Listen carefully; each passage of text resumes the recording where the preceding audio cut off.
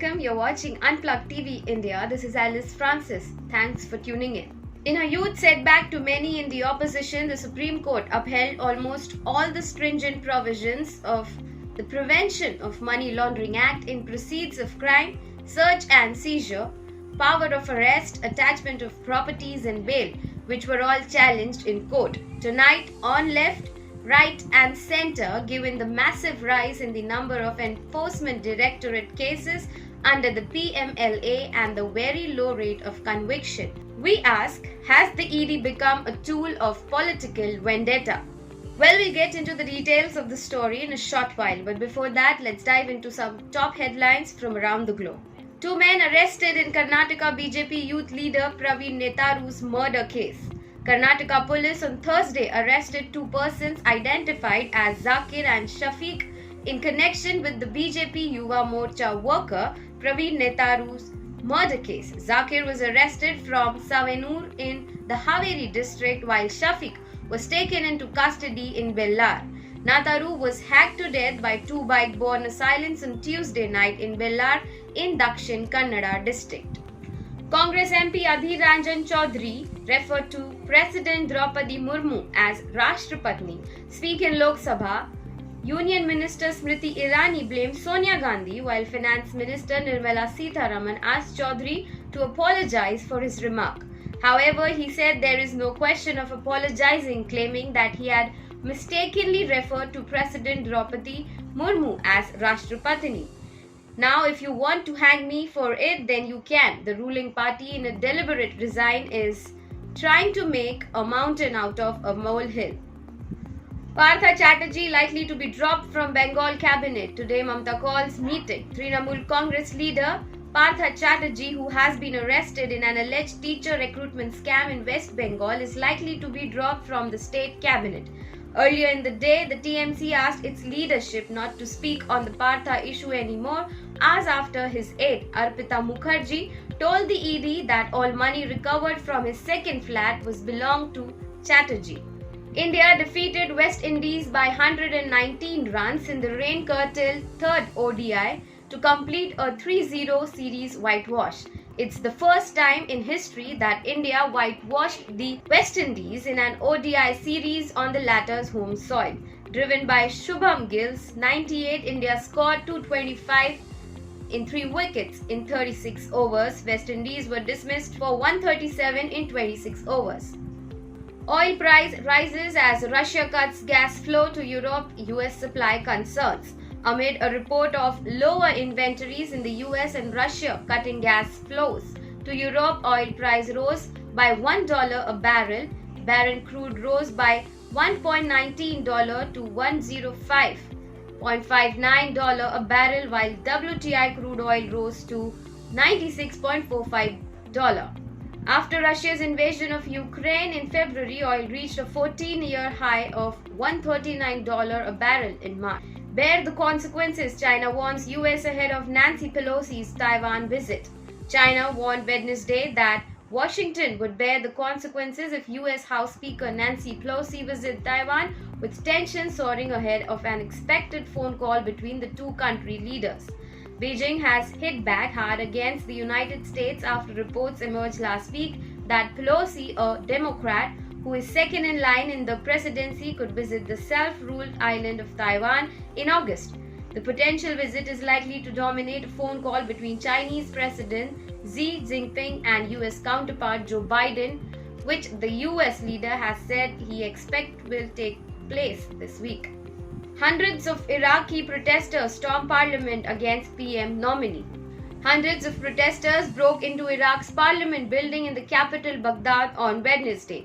The protesters were supporters of cleric Muqtada al-Sadr and were demonstrating their opposition against a prime minister candidate supported by Iran-backed parties. Sadr Political Alliance had won the most seats in last October's general election, but it is not in power due to political deadlock.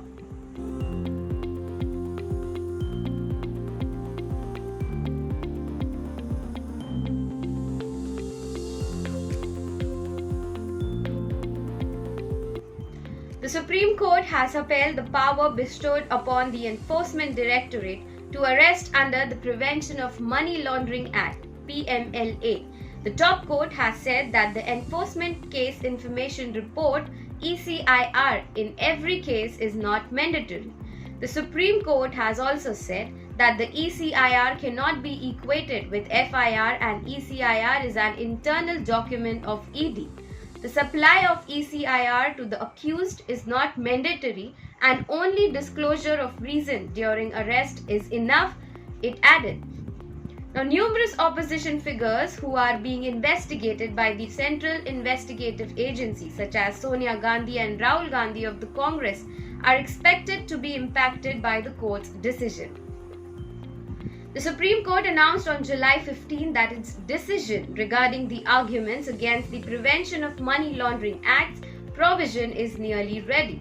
The petitions are concerned with how the 2002 Prevention of Money Laundering Act should be interpreted.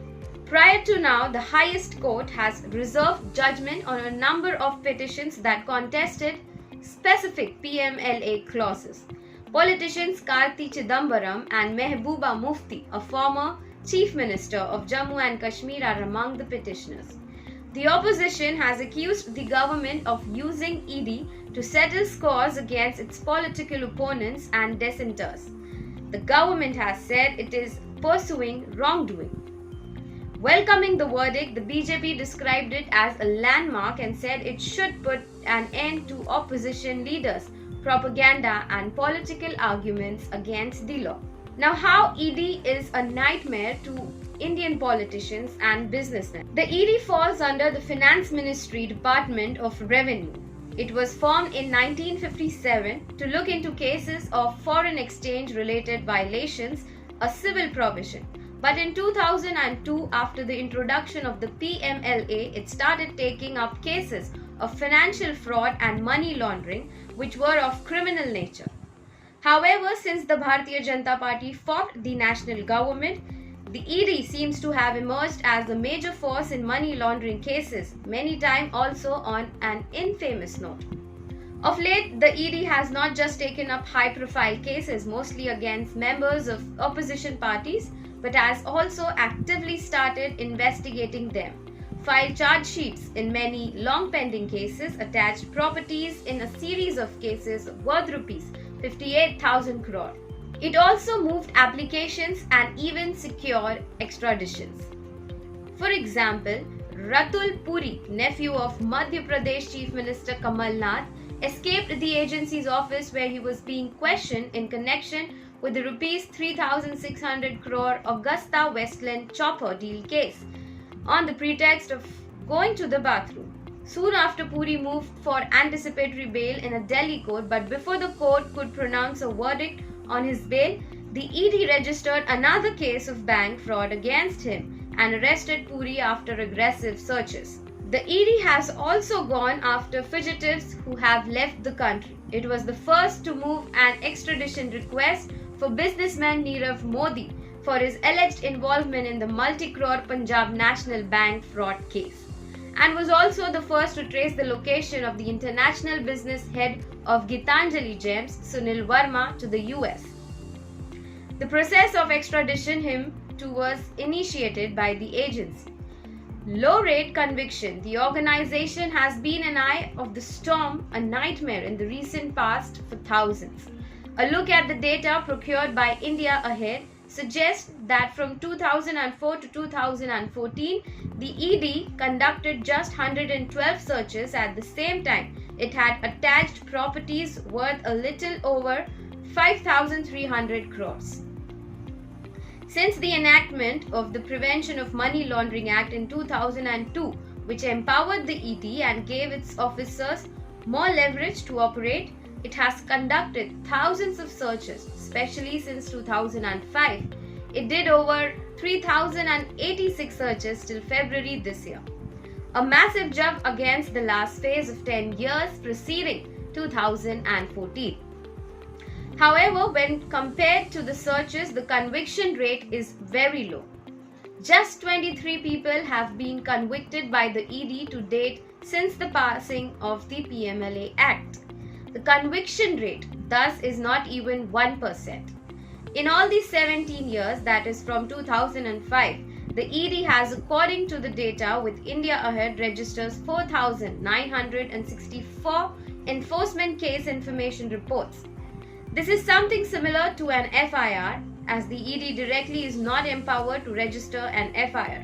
Also, to begin probing any case, there should be an FIR either by the police or by CBI first, but this too has seen exemptions. Another major reason why ED is in the news always is it is mostly soft on BJP and hard on opposition. The ED has often been attacked for initiating investigations, raiding and questioning leaders of opposition parties, be it under the current Narendra Modi-led government or NDA regime or under past governments.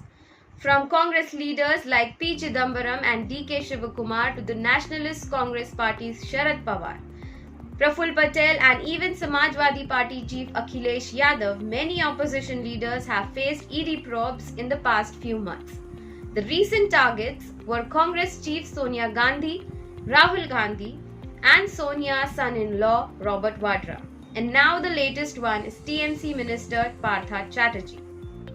While on one hand the opposition alleges a selective witch hunt by the ED, it also alleges that no action is being taken against leaders of the BJP and those who joined the party from other parties. For example, Mukul Roy and Himanta Biswa Sarma, both accused in the Sharda chit fund scam, are yet to be questioned. While Roy switched to the BJP from the Trinamool Congress, Sarma joined the BJP from the Congress. This, however, is not new. Allegations of being used as a tool to harass opposition politicians were also leveled against the ED under the UPA government. Now let's see what are the biggest challenges that ED faces. According to ED officers, getting information on accounts and money slashed abroad to establish a trail is the biggest challenge they face.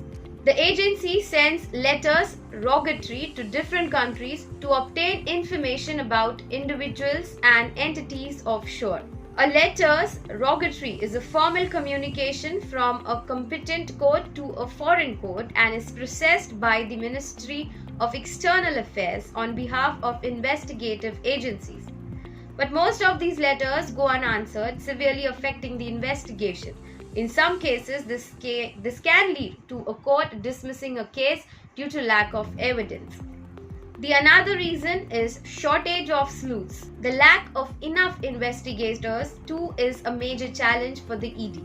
Since the PMLA was enacted, more than 2,500 ECIRs have been filed in the ED, and the investigation is pending in over 1,000 cases. While the sanctioned staff strength of the ED is 2,300, it has only 1,000 personnel, including investigators, record keepers, and administrators. Now, with the green signal from the Supreme Court, the ED is more open and with more authority. It will investigate